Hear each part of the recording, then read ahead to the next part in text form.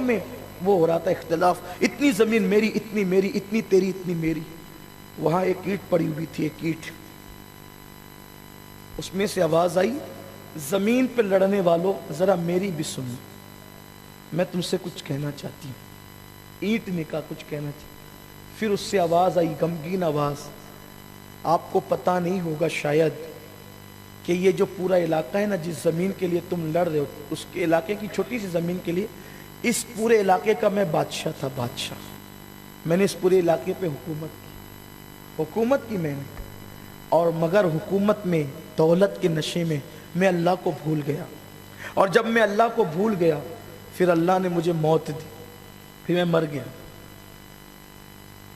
میں مرنے کے بعد میری ہڈی بھی پگھل گئی، میرا چمڑا بھی پگھل گیا، میرا جسم بھی پگھل گیا، مٹی نے کھا لیا. پھر میرے مرنے کو 1000 سال بیت گئے. کتنے ہزار؟ 1000 سال میری موت کو بیت گئے. ایک کمار آیا، کمار، اس کمار نے میری وہی مٹی اٹھائی اور مٹی اٹھا کر لے گیا اور مجھے غلاظت کے ساتھ ملا کر کے اس نے کچھ برتن بنا. پھر میں لوگوں کے ہاتھ میں استعمال ہوتا رہا. یہ انجام ہے بادشاہوں کا، دولت کے نشے میں ڈوب کر آخرت کو بھول جانے والوں کا. بادشاہ برتنوں میں تبدیل ہو گیا. اللہ کی خفیہ تدبیر دیکھو.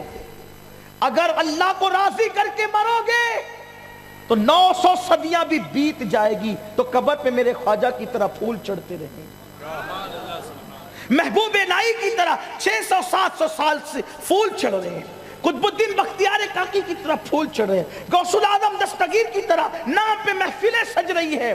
لیکن سنو، اگر پاپ کیے، عیاشیاں کی، خدا کو بھول گئے، بادشاہ کہہ رہا ہے مر گیا، حکومت تھی، سلطنت تھی، دولت تھی، مٹی بن گیا. 1000 سال کے بعد وہ بھی کمار دوسرے تیسرے دن نہیں لے گیا، 100-200 سال کے بعد نہیں لے گیا. ذلت تو دیکھو، کمار بھی اٹھا لے گیا تو 1000 سال کے بعد.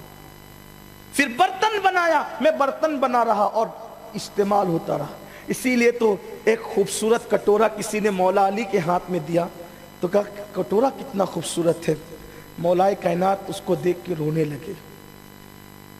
اللہ والے ہر چیز کو عبرت کی نگاہ سے دیکھتے ہیں. مٹی کا خوبصورت کٹورا دیکھ کر علی پاک رو رہے تھے. کسی نے کہا مولا خوبصورت کٹورا دیکھ کے رونے کی وجہ کیا ہے؟ کہا تم خوبصورت کٹورا دیکھ رہے ہو، لیکن میں دیکھ رہا ہوں کہ اس خوبصورت کٹورے میں کتنے خوبصورت چہروں کی مٹی ملی ہے، تب جا کر کے یہ خوبصورت کٹورا بنا ہے. اسی لیے شیخ سعدی نے کہا تھا، یہ جو بلبلیں پھولوں پر روتی ہے، تمہیں نہیں پتا کہ کتنے گل زمین میں جب وہ دفن ہوتے ہیں تب کہیں جا کر خوبصورت پھول کھلتے. یہ خوبصورت پھول یوں ہی نہیں کھلتے، کتنے خوبصورت چہرے زمین میں دفن ہوتے ہیں تب ان کی مٹی سے خوبصورت پھول کھلتے، ایسے تھوڑی کھلتے. تو کہا کہ میں برتن بن کر استعمال ہوتا رہا. پھر اچانک کسی کے پیروں میں آ گیا، توجہ، پھر اچانک میں کسی کے پیروں میں آ گیا، اس نے مجھے ٹھوکر مارا اور میں ٹوٹ گیا. پھر برسوں تک ٹوٹ کے پڑا رہا، پھر بکھرتا رہا، ٹوٹتا رہا، بکھرتا رہا، ٹوٹتا رہا، بکھرتا رہا.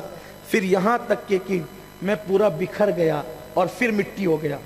پھر اس کے 1000 سال کے بعد کوئی دوسرا کمار آیا اور مجھے اٹھا لایا اور پھر اس نے میری مٹی کو سمیٹ کر مجھے اینٹ بنا دی. اب میں تمہاری زمین میں پڑا ہوا ہوں، میرا انجام دیکھو. زمین پہ لڑنے والوں میرا انجام دیکھو. کبھی برتن بنا، کبھی اینٹ بنا، انجام دیکھو. کبھی بادشاہ تھا. میرے آقا صلی اللہ علیہ وسلم کے غلاموں، کہیں ایسا تو نہیں کہ غفلت میں زندگی گزرے گی، پاپ میں زندگی گزرے گی، عیاشیوں میں زندگی گزرے گی اور ہم بھی کوئی برتن کی شکل اختیار کر جائیں گے، ہم بھی کوئی اینٹ کی شکل اختیار کر جائیں گے. اللہ نہ کرے، 1000 بار نہ کرے کہ ہم بھی مٹی بن جائیں گے تو ہم پہ پیشاب کیا جائے گا، ہمارے منہ پہ پاخانے کیے جائیں گے. اللہ اکبر. بکریاں لید کرے گی، جانور گوبر کریں گے، انجام کیا ہوگا؟ کبھی سوچا عیاشی عیاشی گناہ گناہ، خدا کو بھولنا خدا کو بھولنا، یہ باتیں بار بار نصیحت کے طور پہ کہی جاتی ہے۔ اللہ کو مت بھولو، اس کے رسول کو مت بھولو، خدا کے قانون کو مت بھولو، ورنہ انجام کیا ہوگا؟ کیا سمجھتے ہو یہ جو زمینوں میں دفن ہوتے جاتے کہاں ہے؟ ان کی مٹی جاتی کہاں ہے؟ لیکن سن لو، اگر اللہ رسول کو راضی کر لیا، انشاءاللہ اللہ وہ دن دکھائے گا، زمین کے کسی خطے میں دفن کیے جاؤ گے، لاشا مدینہ منورہ پہنچ جائے گا، مٹی نہ ہو برباد، پسے مرگ الہی، جب خاک اڑے میری مدینے کی ہوا ہو، جب خاک اڑے میری مدینے کی ہوا ہو۔ آؤ سچی توبہ کریں، آؤ اللہ کی طرف پلٹیں، آؤ اللہ والے ہو جائیں، اس لیے کہ بندہ کتنا بھی گناہ کرے، بندہ کتنے بھی جرائم کرے، اگر وہ سچی توبہ کر کے اللہ کی طرف پلٹ جاتا ہے تو اللہ تبارک و تعالی اس کو معاف کر دیتا ہے۔ معاف ہی نہیں کرتا بلکہ اس کو اپنا محبوب بنا لیتا ہے۔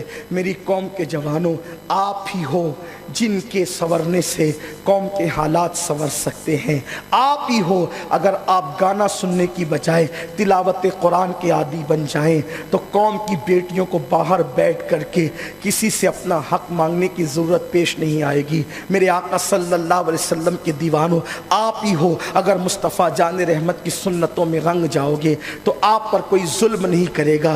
میرے کریم آقا علیہ السلام نے فرمایا، جب میری امت نیکی کا حکم دینا اور برائی سے روکنا چھوڑ دے گی تو اللہ ان پر ظالم حکمرانوں کو مسلط کر دے گا، اور وہ ظالم حاکم نہ انہیں مرنے دیں گے نہ جینے دیں گے، اور ان کا حال یہ ہوگا اس وقت ان کے لوگ نیک لوگ دعا کریں گے تو اللہ ان کے نیکوں کی دعا بھی ان کے حق میں قبول نہیں فرمائے گا، اللہ ان کو نزول قرآن کی برکت سے محروم کر دے گا۔ آج ایسا لگتا ہے وہ دن آ گئے۔ میرے آقا صلی اللہ علیہ وسلم کے دیوانوں، ہم نے اللہ کے قانون کو پیٹ کے پیچھے کیا، ہم نے ایک دوسرے کو نیکی کی وصیت نہیں کی، ہم نے ایک دوسرے کو گناہ کرتے دیکھا مگر روکنے کی کوشش نہیں کی، اور آج ہم اس دہانے پر پہنچے ہیں کہ اب مسلمان سوچ رہا ہے کہ کریں کیا۔ آؤ جو کرنا چاہتے ہو کرو، لیکن ایک کام ہمارے کہنے پہ بھی کر لو، اپنے اللہ کی بارگاہ میں سچی توبہ کر لو، توبہ کر کے اللہ کی طرف پلٹ جاؤ۔ اس لیے کہ میرے اللہ کی شان یہ ہے کہ جب بچہ ماں کے ساتھ بغاوت کرتا ہے اور ایک بار آ کر کہتا ہے ماں، تو ماں سارے گناہوں کو، سارے جرائم کو، ساری گستاخیوں کو بھلا کر اس بچے کو اپنے سینے سے لگا لیتی ہے۔ میرے اللہ کی شان یہ ہے، جب کوئی بندہ ہزاروں سال تک یا کتنے بھی سال تک گناہ کرے لیکن اللہ کی بارگاہ میں جب وہ رجوع ہوتا ہے تو میرا اللہ اس کے سارے گناہوں کو مٹا کر اس کو اپنا محبوب اور مقبول بنا لیتا ہے۔ آؤ، اللہ نے توبہ کا موقع دیا ہے، توبہ کر لو۔ جس دن روح موت کے وقت حلق میں اٹک جائے گی اس وقت تو توبہ کرنا بھی چاہو گے تو توبہ کو قبولیت کا شرف نہیں مل سکے گا۔ توبہ کا دروازہ کھلا ہے، آؤ، اللہ اپنی چادر رحمت میں جگہ دینا چاہتا ہے، اللہ اپنے کرم کی چادر میں پناہ دینا چاہتا ہے۔ آؤ جلدی سے اس کے کرم کی چادر رحمت میں اپنے آپ کو داخل کر لیں، اس لیے کہ وہ ایسا کریم ہے کہ اپنے بندوں سے 70 ماؤں سے زیادہ پیار کرتا ہے۔